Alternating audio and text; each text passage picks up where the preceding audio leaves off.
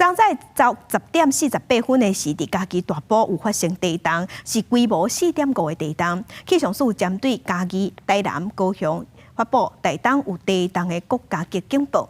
也若台东和花莲的民众有收到，毋过是感觉无啥啥，因为台东和花莲地震只有一级，是无啥感觉，颠倒是互警报带一条。大石头挡伫产业车道，互农民出入是封挡条。伫咧嘉义大埔乡和平村的133乡道，是当地的主要通道。经过早起10:48，随时规模4.5的地震了后，交通规个断去。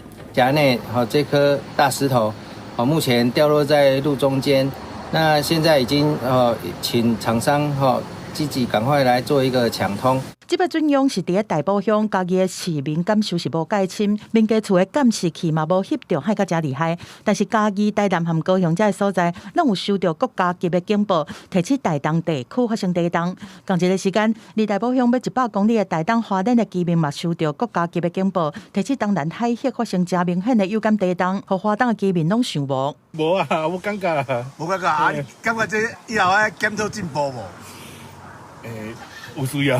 当下不知道，我只是很紧张，然后看周边的水有没有晃动。地震不在这边就知道警报，会觉得这样有点制造恐慌。台东的实际准度是1级，但是居民嘛讲受到感染的时阵，本地是真紧张。气象署地动测报中心解说讲，这两个注意报和实际地动有侦差，主因是和测站的码都有关系。位置估算错误，最主要是因为东部这一边的测站的分布并没有那么一个平均或密集，它可以来很好控制这个定位的一个位置，还有然后去估计它的一个规模的一个准确。地动测报中心讲，为了要抢紧，国家级警报是地动发生了后前2秒，以4个主要测站接受资讯，来评估准用和规模。接落来，搁较侪测站的资料回传，资讯才会搁较完整。搁来因为受到地形和人口密度的限制，东西部的测站分布无平均，希望透过加密测站来改善，但是设立都要伫电力、通讯网络和交通拢稳固的前提之下，才会当完成。